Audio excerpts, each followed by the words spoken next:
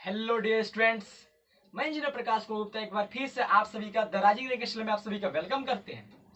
जैसा कि हम लोगों ने पिछले लेक्चर में पोलोमियल्स को द एंड किया था और मैंने आप लोगों को बताया था कि जो हमारा नेक्स्ट लेक्चर होगा उसमें हम एक नया चैप्टर स्टार्ट करेंगे। जिस चैप्टर का क्या नाम है, pair of linear equation in two variable, यानी दो चर वाले रैखिक समीकरण युग्म। ठीक है, तो ये क्लास 10th का बहुत ही मजेदार चैप्टर है, बहुत मजा आने वाला है इस चैप्टर में। जैसा हम लोगों ने अच्छे वे में ट्रिग्नोमेट्री और पोलिनोमियल्स को एंड किया, उसी तरह सेम वे में हम लोग क्या एंड करेंगे, pair of linear equation in two variable. तो चलो हम क्या करते हैं, आज का हम जो चैप्टर है स्टार्ट करते हैं। स्टार्ट करने से पहले कि अगर जो भी आप अभी बच्चे नहीं जान रहे हैं इस चैनल के बारे में, आप उन लोगों को बताओ और बोलो कि चैनल को सब्सक्राइब कर ले, ताकि मैं जो भी वीडियो अपलोड करूँ सबसे पहले नोटिफिकेशन उनको मिल जाए। तो चलो हम आज का लेक्चर स्टार्ट करते हैं। Pair of linear equation in two variable को पढ़ने से पहले हमें पता होना चाहिए कि इक्वेशन हम बोलते किसको है, यानी व्हाट इज इक्वेशन, यानी इक्वेशन को डिफाइन कैसे करते हैं। तो देखिए इक्वेशन क्या होता है कि यदि कोई रिलेशन है, जैसे मान के चलो यहाँ पे 2x + 5 एक रिलेशन है, अगर हम इसमें इक्वल टू का साइन लगा दे और कुछ यहाँ पे वैल्यू दे दे तो ये हमारे क्या बन जाएगा, इक्वेशन बन जाएगा। यदि किसी भी रिलेशन में हम इक्वल टू का साइन दे देते हैं तो वह इक्वेशन बन जाता है। बात है समझ में। मैंने कहा कि यदि कोई रिलेशन में इक्वल टू का साइन हो तो उसे समीकरण कहा जाता है, या उसी को हम बोलते हैं इक्वेशन कहा जाता है। ठीक है, अब बात आती है कि लीनियर इक्वेशन होता क्या है। लीनियर इक्वेशन हम बोलते किसको है, what is linear equation, what is रैखिक समीकरण। तो रैखिक समीकरण हम लोगों ने पिछले चैप्टर में रैखिक बहुपद पढ़ा था, याद है आपको ना। रैखिक बहुपद हम लोगों ने पढ़ा था कि वहां पे हम लोगों ने पढ़ा था रैखिक बहुपद होता क्या है कि वैसा बहुपद जिसमें वेरिएबल का हाईएस्ट पावर 1 होता है उसे लीनियर पोलिनोमियल कहा जाता है। बट यहाँ पे क्या है, यहाँ पे इक्वेशन है, तो इसको हम कैसे डिफाइन करेंगे कि वैसा समीकरण यानी वैसा इक्वेशन जिसमें वेरिएबल का मैक्सिमम पावर 1 होता है उसे लीनियर इक्वेशन कहा जाता है। ठीक है, अब एक बात हम बताना चाहते हैं तुम सभी को कि इक्वेशन जो होता है ना, इसमें वेरिएबल का जो डिग्री होता है वो मैटर नहीं करता है। यानी इक्वेशन ऐसे भी हो सकते हैं x² + 2x + 2 = 0, ये भी एक इक्वेशन है। ठीक है, या इसको x + y + z = 5, ये भी एक इक्वेशन है। ठीक है ना, इक्वेशन में वेरिएबल की डिग्री मैटर नहीं करती, बट लीनियर इक्वेशन में वेरिएबल की डिग्री मैटर करती। बताया समझ में। यानी कि वैसा समीकरण जिसमें वेरिएबल यानी चर का हाईएस्ट पावर 1 होता है उसे लीनियर इक्वेशन या रैखिक समीकरण कहा जाता है। बात आ गया समझ में। अब उसके बाद से प्रश्न उठता है कि linear equation in one variable बोलते किसको है, यानी एक चर वाला रैखिक समीकरण होता क्या है। जैसे यहाँ पे होता है लीनियर इक्वेशन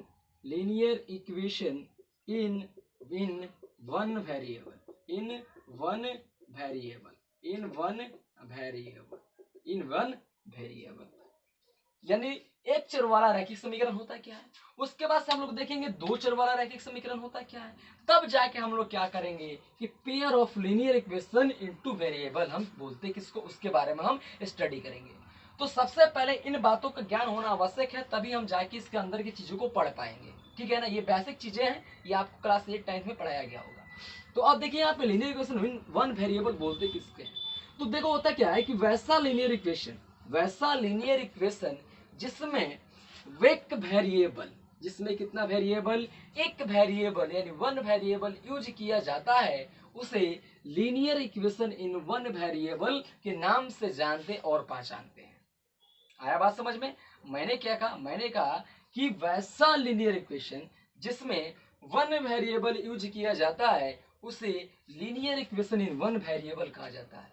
तो यहाँ पे जैसे यहाँ पे लिख सकते हैं कि इसका स्टैंडर्ड फॉर्म ax + b बराबर मानते हैं 0, x + b बराबर क्या है, 0 है। तो यहाँ पे देखना ध्यान से कि यहाँ पे जो x है एक वेरिएबल है, एक वेरिएबल यूज किया गया ना, और a और b क्या है, हमारा कांस्टेंट है। ए और बी क्या है, कांस्टेंट है, और x हमारा क्या है, एक वेरिएबल है। यानी वैसा समीकरण, वैसा रैखिक समीकरण जिसमें एक वेरिएबल यूज किया जाता है उसे एक चर वाला रैखिक समीकरण कहते हैं।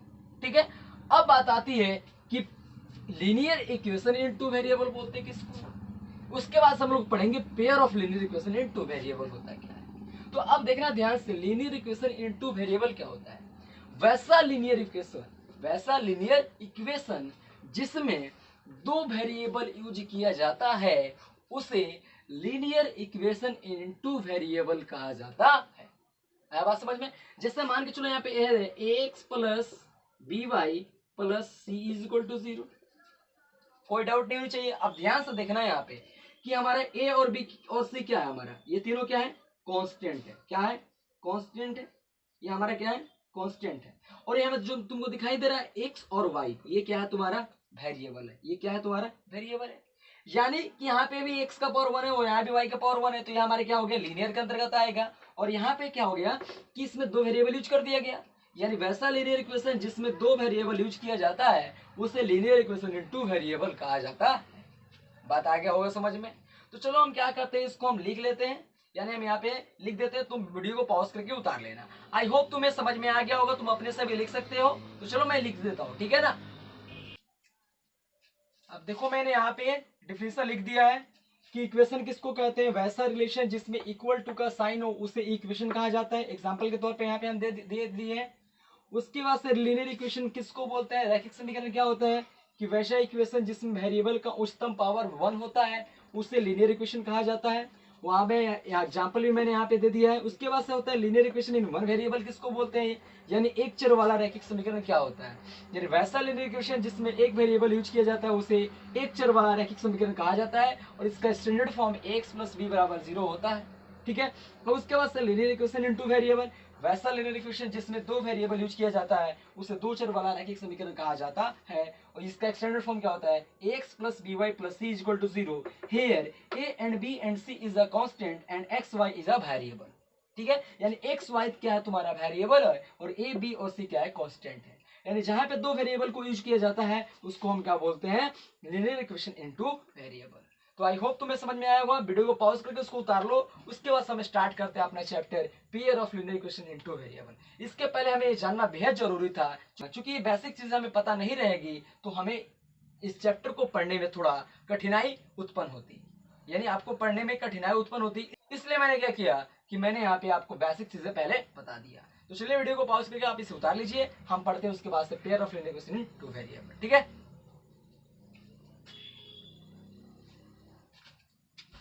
आप देख रहे हैं यहाँ पे कि इसको पढ़ने से पहले हम थोड़ा यहाँ पे हम ग्राफ को कंसिडर कर लेते हैं। ठीक है ना? कि ग्राफ ऑफ लीनियर इक्वेशन, यानी linear equation in one variable का भी और linear equation in two variable का भी। तो देखो सबसे पहले यहाँ पे हम एक एग्जाम्पल के हेल्प से हम ग्राफ को समझने की कोशिश करते हैं। जैसे कि मान के चलो x plus y is equal to 4 है और इसका ग्राफ प्लॉट करना चाहते हैं। तो देखो यहाँ पे भी हम दिखाते हैं, जैसे x plus y is equal to 4 है। ठीक है ना? तो x plus y equal to 4 है, तो यहाँ पे हम y का कुछ वैल्यू रखेंगे, x का वैल्यू हमें मिलता जाएगा। जैसे मान के चलो y बराबर 1 रखा, तो अगर यहाँ पे एक मान सारणी यहाँ पे बनाते हैं, एक मान सारणी यहाँ पे बनाते हैं, 1 2 3 4 डब्बा बना लेते हैं इसमें। यहाँ पे x, यहाँ पे y। जैसे मान के चलो यहाँ पे y को पहले 0 पुट किया, जब y को 0 पुट करोगे तो यहाँ पे x बराबर क्या मिल जाएगा? 4 मिल जाएगा। जब y का मान 1 पुट करोगे तो 1 जाकर उधर घटेगा, तो 4 में से 1 जाएगा, कितना हो जाएगा? 3 हो जाएगा। जब 2 पुट करेगा y का वैल्यू तो 2 मिलेगा। जब फिर y का वैल्यू 3 पुट करेगा उधर जाएगा, माइनस हो गया, तो क्या मिल जाएगा तुमको? 1 मिल जाएगा। कोई डाउट नहीं चाहिए। अगर इसको हम ग्राफ खींचते हैं, इसका ग्राफ, तो क्या होगा? ये हमारा x, ये हमारा x डैश, ये हमारा y और ये हमारा क्या होता है? y dash. ठीक है। अब देखना ध्यान से कि यहाँ पे क्या है कि देख लेते हैं x का मैक्सिमम कितना है? 4 है। तो यहाँ पे 1, यहाँ पे 2, यहाँ पे 3, यहाँ पे 4, यहाँ पे 5 कर लेते हैं। यहाँ पे -1, यहाँ पे -2 और यहाँ पे भी -1 -2। ये हमारा 1, ये हमारा 2, ये हमारा 3, ये हमारा 4। तो जब y 0 हो तो x कितना है? 4 है। तो जब y 0 हो तो x कितना है? 4 है। यहाँ पे कोई डाउट नहीं चाहिए। जब y इक्वल टू 1 है तो हमारा x बराबर कितना है? 3 है। तो जब y इक्वल टू 1 है तो x बराबर कितना है? यहाँ पे 3। तो ठीक है। अब जैसे यहाँ पे y बराबर 2 है, तो y बराबर 2 यहाँ पे है, तो x बराबर कितना है? 2 ही है। तो y बराबर 2 पे x बराबर यहाँ पे क्या मिल रहा है? 2 मिल रहा है। इसको यहाँ से मिला लेंगे ऐसे करके। उसके बाद से कि जब y का वैल्यू 3 हो रहा है, यानी 3 यहाँ पे, तो x का वैल्यू कितना है? 1, तो इसके सामने यहाँ पे मिला सकते हैं। ये हमारा यहाँ पे हो जाएगा, इसको हम ऐसे मिला लेंगे और यहाँ पे ऐसे कर लेंगे। और एक यहाँ पे इसको हम क्या करेंगे? इसको मिला देंगे इससे, ऐसे करके ऐसे हो गया। ठीक है ना? इसको इधर मिला देंगे। ठीक है। तो हमारा ये जो लाइन मिला है, ये क्या मिला है? एक स्ट्रेट लाइन मिला है। यानी जो लीनियर इक्वेशन का जो आपका ग्राफ होता है वो आपको क्या मिलता है, स्ट्रेट लाइन मिलता है, यानी सीधी रेखा। ठीक है, तो चलिए वीडियो को पॉज करके आप इसको उतार लीजिए, उसके बाद से हम लोग स्टार्ट करते हैं pair of linear equation in two variable. ठीक है, आई होप आप लोगों ने वीडियो को पॉज करके उतार लिया होगा, तो समझ में आ गया ना कि ग्राफ ऑफ लीनियर इक्वेशन को हम कैसे हैंडल करते हैं। तो यहाँ पे कि जो आपका यहाँ पे एक इक्वेशन है तो हमारा कितना मिला, एक लाइन मिला, लेकिन यहाँ पे पेयर का मतलब होता है दो, पेयर का मतलब होता है दो, यानी अब हम क्या करेंगे कि एक एक ग्राफ पे हम दो लाइन को प्लॉट करेंगे। तो अब चलो हम लोग पढ़ते हैं कि pair of linear equation in two variable होता क्या है। हम लोगों ने अभी तक देख लिया कि linear equation in two variable होता क्या है, इसका स्टैंडर्ड फॉर्म होता है तुम्हारा ax plus b y plus c is equal to 0। ठीक है, बट यहाँ पे पेयर कह रहा है, पेयर पेयर मतलब इसका एक और होगा, यानी जोड़ा होगा। तो मान के चलो यहाँ पे एक मान लेते हम क्या कि a1x plus b1y plus c1 is equal to 0, और एक तुम्हारा हो जाएगा a2x plus b2y plus c2 is equal to 0। ध्यान से देखना यहाँ पे हमारा है तो यहाँ पे दो चर वाला रैखिक समीकरण, जब यहाँ पे दो हो गया तो इसको हम बोलेंगे जोड़ा, यानी इसको हम बोलेंगे pair of linear equation in two variable. बात है समझ में कि pair of linear equation in two variable क्या होता है, यानी जब एक साथ दो आपको linear equation in two variable दिखाई दे तो उसी को बोला जाता है pair of linear equation in two variable. ठीक है, अब यहाँ पे इस चैप्टर में जो होता है कि दो समीकरण को एक साथ कैसे सॉल्व करेंगे, इसके बारे में हम लोग कंसिडर करेंगे इस चैप्टर में। बात है समझ में कि दो समीकरण को एक साथ लेकर कैसे उसका हल निकालेंगे, यानी क्या क्या हल उसका हो सकता है या नहीं भी हो सकता है, या अनेक हल होगा कि कैसे होगा, इसके बारे में हम कंसिडर करेंगे। तो इसको जानने के लिए हमें जानना पड़ेगा कि दो चर वाले रैखिक समीकरण युग्म के हल होने की शर्तें, यानी क्या क्या ऐसे शर्त हैं जिसके हेल्प से हम कि pair of linear equation in two variable के क्वेश्चंस को देखते ही हम पहचान जाएं कि इस क्वेश्चंस का सॉल्यूशन होगा या अनेक सॉल्यूशन होगा या कोई सॉल्यूशन नहीं होगा। बात आया समझ में? तो चलो हम लोग स्टार्ट करते हैं, क्या आगे पढ़ते हैं कि दो चर वाले रैखिक समीकरण युग्म के हल होने की शर्तें। तो ये समझ में आ गया होगा तुमको कि pair of linear equation in two variable होता है क्या है, यानी कि जब एक साथ दो linear equation in two variable को स्टडी किया जाता है उसी को बोला जाता है pair of linear equation in two variable, यानी दो चर वाले रैखिक समीकरण युग्म। ठीक है, तो चलो हम अब पढ़ते हैं कि दो चर वाले रैखिक समीकरण युग्म के हल होने की शर्त क्या होती। ठीक है, अब यहाँ पे देखना कि हम लोग क्या जान रहे हैं कि दो चर वाले रैखिक समीकरण युग्म के हल होने की शर्त होती क्या क्या है। तो देख रहे हैं यहाँ पे जैसे लेट करते हैं कि मान लेते हैं कि a1x plus b1y plus c1 is equal to 0 तथा a2x plus b2y plus c2 is equal to 0। ये तुम्हारा दो इक्वेशन है, यानी linear equation in two variable का पेयर है, ये तुमको दिया है। तो इस जैसे क्वेश्चंस दिया रहेगा कि तुमको जैसे मान के चलो कि x plus y is equal to 2 और मान के चलो यहाँ पे दे देगा 2x plus 4y is equal to 6, और इसका पूछेगा कि इसका हल होगा या नहीं होगा या अनेक हल होगा। ये क्वेश्चंस आते हैं बहुत बार, बिहार बोर्ड में इसके बेस्ड प्रॉब्लम पूछे जा चुके हैं, तो ध्यान से देखना है इसको। ठीक है ना, तो देखना यहाँ पे ध्यान से देखना कि इसके तीन कंडीशन होते हैं। कितनी शर्त होती है? तीन शर्तें। क्या क्या होती है देखना यहाँ पे। सबसे जो पहला शर्त होगा उसका होता है कोई हल नहीं, कोई हल नहीं, कोई हल नहीं। कोई हल नहीं कैसे होगा? जब चेक केस में क्या करना है कि देखना जब a1 बाई a2 निकाल लेना, जैसे मान के चलो a1 हो गया, यहाँ पे a2 हो गया, तो a1 बाई a2 का रेशियो निकाल लो, फिर से उसके बाद से क्या कर लो b1 बाई b2 निकाल लो, c1 बाई c2 निकाल लो। तो जब a1 बाई a2 बराबर b1 बाई b2 बराबर नहीं होगा c1 बाई c2 का, तो उसका कोई हल नहीं होता है। आ गया बात समझ में कि जब a1 बाई a2 बराबर b1 बाई b2 नहीं होता है बराबर c1 बाई c2 का, तो वहां पे उस क्वेश्चंस का कोई हल नहीं निकलेगा, यानी इसमें x और y का कोई भी ऐसा कॉमन अंक नहीं होगा जो उस दोनों इक्वेशन को क्या कर दे, सेटिस्फाइड कर दे। तो जब x y का कोई भी कॉमन अंक यानी कॉमन जो हमारा होता है 1 2 3 यानी -1 -2 ऐसे होता है ना। तो अगर कोई भी कॉमन अगर अंक नहीं मिलेगा यानी वो कॉमन अंक जो दोनों इक्वेशन को सेटिस्फाइड नहीं करे तो उसका कोई हल नहीं होता है। आ गया बात समझ में। उसके बाद से आता है दूसरा आपका अनेक हल। कितना आता है? अनेक हल। अनेक हल, अनेक हल कब होगा? यानी अनगिनत हल। क्या होगा? अनगिनत यानी एक्स और वाई का जो भी वैल्यू पुट करोगे बहुत सारे ऐसा वैल्यू मिलेगा जो क्या करेगा, बहुत ऐसे वैल्यू पे दोनों इक्वेशन क्या आएगा, सेटिस्फाइड होगा। तो जैसे यहाँ पे मान के चलो, यहाँ पे a1 x plus b1 y plus c1 equal to 0, a2 x plus b2 y plus c2 equal to 0 है। तो जब इसमें क्या होगा कि a1 बाई a2 का रेशियो निकालोगे बराबर होगा b1 बाई b2 का, और ये बराबर होगा c1 बाई c2 का, तो वहां पे तुमको उस दो चर वाले रैखिक समीकरण युग्म के पेयर का अनेक हल यानी अनगिनत हल मिलता है। बात आया समझ में।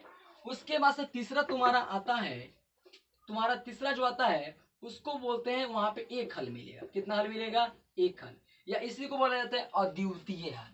क्या बोला जाता है? अद्वितीय हल। तो अद्वितीय हल कब होता है कि जब क्या होगा तुम्हारा a1 बाई a2 ये जो होगा ये बराबर नहीं होना चाहिए b1 बाई b2 के।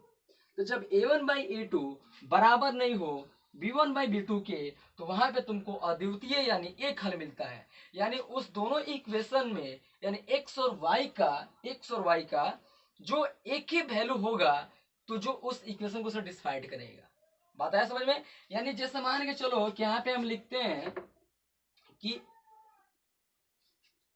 बात आ गया समझ में। तो इसको हम क्या करेंगे, नेक्स्ट क्लास में बारी बारी से इसको हम डिटेल्स में स्टडी करेंगे कि कोई हल कब नहीं होगा, कैसे नहीं होगा। वहां पे हम क्वेश्चंस कैसे देखेंगे, अनेक हल कब होता है और एक हल कब होगा, यानी इसको डिटेल्स में हम लोग पढ़ेंगे। यहाँ पे हम लोगों ने जान लिया कि कोई हल कब नहीं होगा कि जब a1 बाई a2 बराबर b1 बाई b2 बराबर नहीं हो c1 बाई c2 का, तो वहां पे कोई हल नहीं होता है। अनेक हल यानी अनगिनत हल कि जब a1 बाई a2 बराबर b1 बाई b2 बराबर c1 बाई c2 जब हो जाएगा तो उसका अनेक हल हो जाएगा। और अद्वितीय हल या एक हल का मतलब होता है कि जब a1 बाई a2 बराबर नहीं हो b1 बाई b2 का, तो उसका ओनली वन हल मिलता है। तो आगे बात समझ में। तो इसके बाद हम लोग क्या करेंगे, नेक्स्ट क्लास में हम लोग इसको डिटेल्स में स्टडी करेंगे। तो आई होप आपको आज का लेक्चर समझ में आया होगा। तो वीडियो को ज्यादा से ज्यादा शेयर करो और चैनल को सब्सक्राइब करो, बेल आइकन को प्रेस करो, ताकि मैं जो भी वीडियो अपलोड करूँ सबसे पहले नोटिफिकेशन को मिल जाए। तो चलो मिल लेते हैं नेक्स्ट लेक्चर में, तब तक के लिए नमस्कार।